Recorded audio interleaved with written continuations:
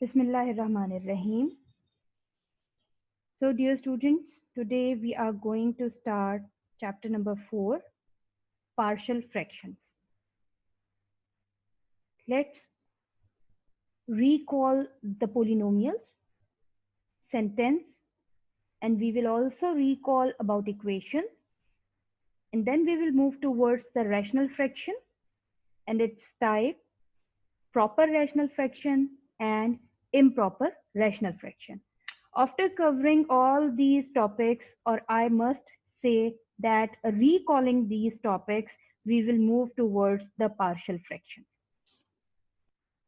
So we are going to start from the polynomial function. We know that an algebraic expression. Algebraic expression हमारे पास कोई constant हो सकता है, कोई variable हो सकता है, या combination of constant and variable हो सकता है.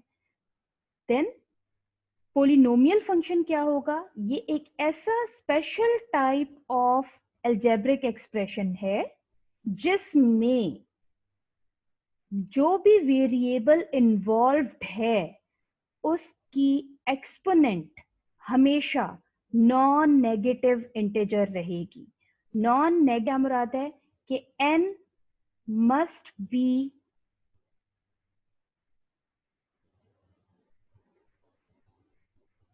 greater than equal to 0. 0, 1, 2, 3, 4 up to so on, कोई भी वैल्यू हमारे पास मौजूद हो सकती है. ये हमारे पास एक जनरल फॉर्म है जिससे आप फेमिलियर हैं. General form of a polynomial function in one variable is given by this expression. और इसको लिखने का तरीका क्या है कि जब हम डिग्री n का पोलिनोमियल लिखते हैं, हम लिखते हैं x raise to power n plus x raise to power n minus 1 plus up to so on. फिर क्या हो रहा है यहाँ पर? n में से एक कम, फिर n माइनस 2 आएगा, x raise to power n minus 2, x raise to power n minus 3 आएगा. कहाँ तक चलता चला जाएगा कि n में हमारे पास जो वैल्यूज होंगी वो x प्लस कांस्टेंट आ जाएगा. अब उस कांस्टेंट को हमने क्या किया है? a नॉट से डिनोट कर दिया. और उसके बाद एंड में हम क्या करते हैं? तमाम आर्बिट्रेरी कांस्टेंट्स को पुट कर लेते हैं. अगर हमने xn लिखा है, यहाँ भी an लिख देंगे, an माइनस 1 लिख देंगे, plus up to so on a2 a1 plus a naught. a naught means कि इसके साथ x रेज टू पावर 0 है and x raise to power 0 is equal to 1. हमें मालूम है any real number raise to power 0 is equal to 1. फिर हम ये कहते हैं कि जो हमारा an है that must not be equal to 0. क्यों? क्योंकि ये degree of the polynomial function को डिटरमिन करता है. अब पार्ट्स ऑफ पोलिनोमियल में अगर हम आए तो हम ये देख रहे हैं कि ये एक थर्ड डिग्री पोलिनोमियल है because highest power of the variable involved is 3 है, इसलिए हम इसको पोलिनोमियल ऑफ डिग्री 3 कहेंगे. सेकेंडली देखें, इसमें क्यूबिक टर्म मौजूद है, क्वाड्रेटिक टर्म मौजूद है, लीनियर टर्म मौजूद है और फिर कांस्टेंट. हम अमूमन अपने पोलिनोमियल को डिसेंडिंग ऑर्डर में लिखते हैं, का लीडिंग कोफिशिएंट कहलाएगा. अब डिग्री ऑफ द पोलिनोमियल क्या है? ये highest power of the variable involved है या हाईएस्ट टर्म में एक से ज्यादा वेरिएबल्स मौजूद हों तो हम उस टर्म के वेरिएबल्स की एक्सपोनेंट्स को आपस में ऐड कर लेते हैं. चाहें तो एक ऐसा पोलिनोमियल फंक्शन जिसमें सिर्फ कांस्टेंट मौजूद हो उसे हम कांस्टेंट पोलिनोमियल कहते हैं. अगर डिग्री ऑफ द पोलिनोमियल 1 हो, लीनियर पोलिनोमियल कहलाता है. डिग्री ऑफ द पोलिनोमियल 2 हो तो वो क्वाड्रेटिक पोलिनोमियल कहलाता है. डिग्री ऑफ द पोलिनोमियल 3 हो तो वो क्यूबिक पोलिनोमियल कहलाता है. डिग्री ऑफ द पोलिनोमियल 4 हो तो वो क्वार्टिक पोलिनोमियल कहलाता है. लेकिन हम इसका एक और नाम भी पढ़ चुके हैं, that is called as the biquadratic. इससे हमने एक ऐसा पोलिनोमियल जिसकी डिग्री 5 हो उसे हम क्विंटिक पोलिनोमियल भी कहते हैं। यहाँ पर जो हमारे मोस्ट कंसर्न पोलिनोमियल्स हैं वो हैं लीनियर और क्वाड्रेटिक। आप इसकी फॉर्म गौर से देख लीजिए कि एक लीनियर फंक्शन की हम जब भी बात करेंगे, लीनियर एक्सप्रेशन की बात करेंगे, लीनियर पोलिनोमियल की बात करेंगे, या यहाँ पर हम वर्ड यूज करेंगे फैक्टर का, तो उसमें हमेशा हम चेक करेंगे कि x रेज टू पावर 1 होगा, तो उससे मुराद होगी कि वो लीनियर फैक्टर है। ये क्या, क्वाड्रेटिक की जब बात आएगी हम देखेंगे कि x रेज टू पावर 2 है। हमारे पास कैसा एक्सप्रेशन है जिसमें highest power of the variable involve 2 है। Now we move further that what an open sentence is. यहाँ पर इन दोनों एल्जेब्रिक एक्सप्रेशंस को ज्वाइन कर दें by the sign of equality, तब ये कंप्लीट सेंटेंस बन जाएगा। It's like phrase and sentence in English. जिस तरह आप इंग्लिश में फ्रेज पढ़ते हैं इसी तरह से आपका एक्सप्रेशन होता है, ठीक है।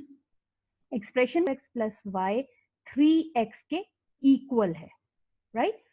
अब इसी तरह से अगर हम कहें कि 2x प्लस वाई 3xy से लेस है, तो जब दो एल्जेब्रिक एक्सप्रेशंस आपके पास साइन ऑफ इक्वलिटी या साइन ऑफ इनइक्वालिटी से ज्वाइन हो जाएं तो वो बनाते हैं सेंटेंस।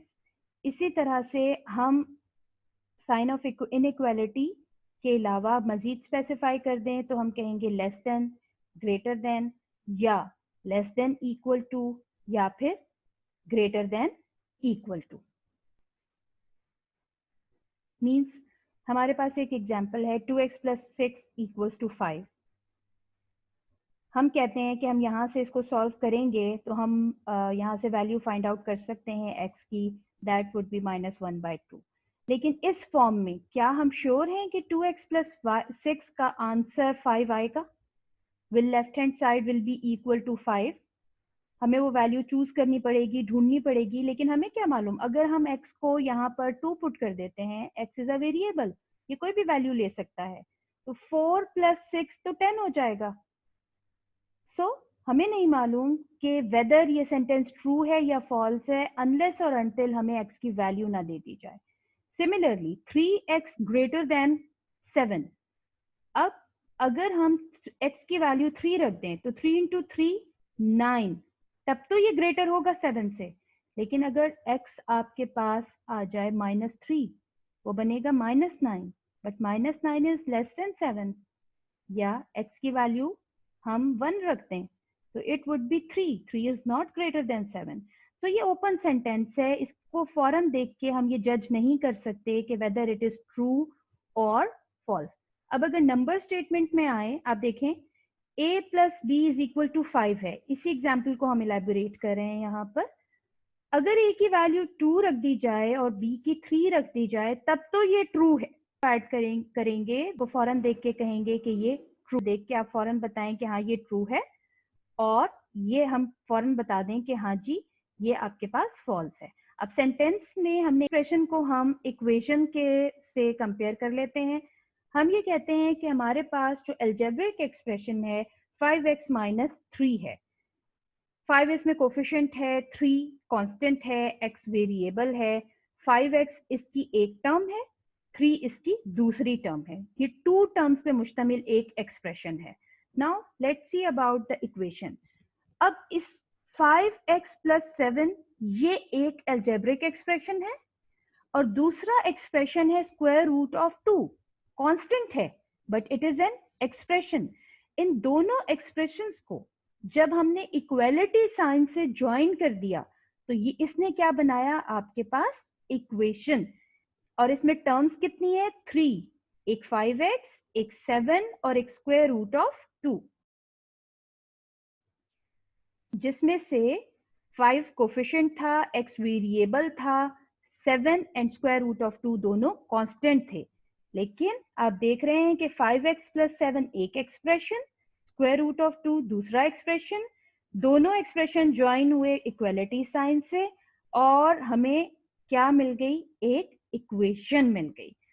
सो ये आपके पास एल्जेब्रिक एक्सप्रेशन और कांस्टेंट में डिफरेंस है। मीन्स 5x माइनस 3 को अगर हम इक्वल कर दें यहाँ पर 9y के, तो अब ये अलजेब्रिक एक्सप्रेशन नहीं रहेगा, बल्कि ये क्या बन जाएगा, algebraic equation. Line of equality join कर दिया, या हम लेस देन 9y कर दें। अब हमने यहां से ये डिटेक्ट कर लिया कि एक इक्वेशन ट्रू होगी अगर expression on left hand side and right hand side equal हो जाए। मीन्स 1 + 1 इक्वल्स टू 2 है, x + x equals to 2x है। अब यहाँ x मौजूद है, लेकिन हमें पता है कि अगर दो x को आपस में ऐड किया जाएगा तो रिजल्ट हमेशा 2x ही आएगा।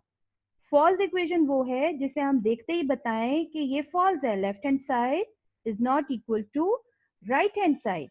Means 1 + 1 is equal to 3। Of course it is false because 1 + 1 becomes 2 and 2 is not equal to 3. So this statement is false. Similarly, जब हम x + x करते हैं, एड अप करते हैं, तो वी गॉट 2x। ये एक 1 एक्स्ट्रा आ गया। Left hand side is not equal to right hand side. We are saying that this sentence is false. So open sentence क्या है कि if it contains one or more variable and we can say whether it is true और false, then हम कहते हैं कि ये एक ओपन सेंटेंस है। Means x + 1 equals to 3, x + x is equal to 7 हम कह सकते हैं, बिकॉज 2x इक्वल्स टू 7 अगर हम करेंगे तो we can take out the value of x is equal to 7/2 equal to 2x + 1। Let's see, ये इक्वेशन वैलिड ही नहीं रहेगी, इक्वल टू 1। सो ये इक्वेशन हमारे पास वैलिड नहीं होती।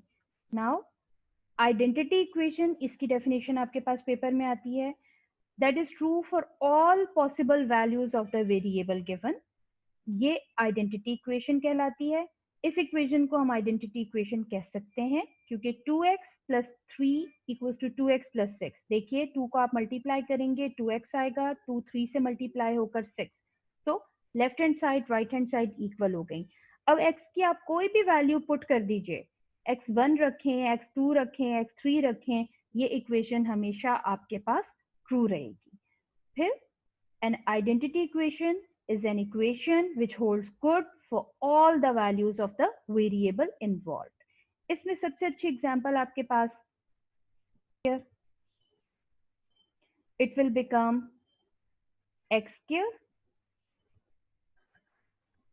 plus 6x plus 9।